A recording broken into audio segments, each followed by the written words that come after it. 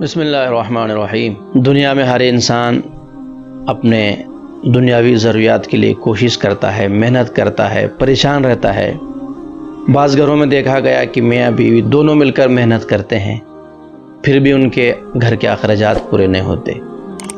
रोज़ी रोटी के लिए हर इंसान तरह तरह की मेहनतें करता है। बाज़ लोग बेरोज़गारी का, बेबरकती का शिकार हैं।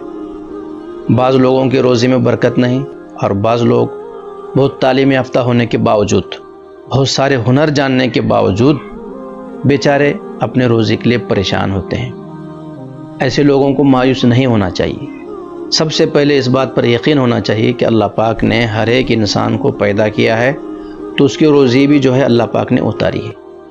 अल्लाह पाक ने रोज़ी की ज़िम्मेदारी लिया है। अल्लाह ताला कुरान मजीद में इरशाद फरमाते हैं, वमा मिन दाब्बतिन फिल अर्ज़ इल्ला अलल्लाहि रिज़्क़ुहा। जब अल्लाह पाक ने रोज़े की ज़िम्मेदारी लिया है तो हमको परेशान होने की और मायूस होने की ज़रूरत नहीं है। अलबत्ता हर एक इंसान मेहनत का मुकल्लफ़ है। उसको चाहिए कि रोज़े के लिए मेहनत करे और जहाँ मेहनत करते हैं कुछ आमाल भी करे। रसूलुल्लाह सल्लल्लाहु अलैहि वसल्लम ने रोज़े की बेबरकती के लिए, रिज़्क़ की तंगी दूर करने के लिए बहुत सारे आमाल बताए।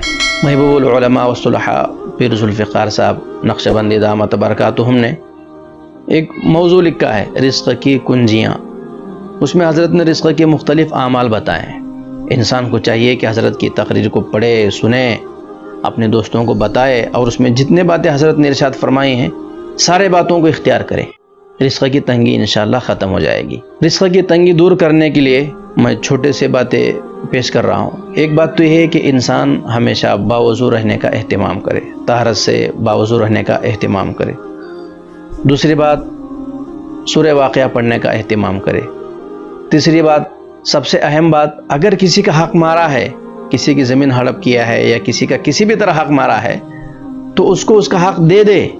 बाज़ मरतबा इंसान की बदआमालियों की वजह से भी अल्लाह पाक रिज़्क़ को रोकते हैं और किसी का हक़ मारना, हुकूक़ुल इबाद अदा ना करना, ये अल्लाह को बिल्कुल पसंद नहीं है।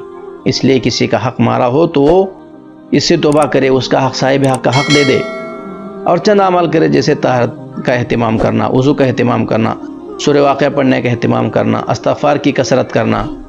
इसके अलावा हर फ़र्ज़ नमाज के बाद 111 मरतबा या मुग़नी इस अल्लाह के नाम का विर्द करेंगे 111 मरतबा, तो इंशाअल्लाह चंद ही दिनों में जो है रिज़्क़ की बेबरकती और रिज़्क़ की तंगी, बेरोज़गारी का मसला इंशाअल्लाह ख़त्म हो जाएगा।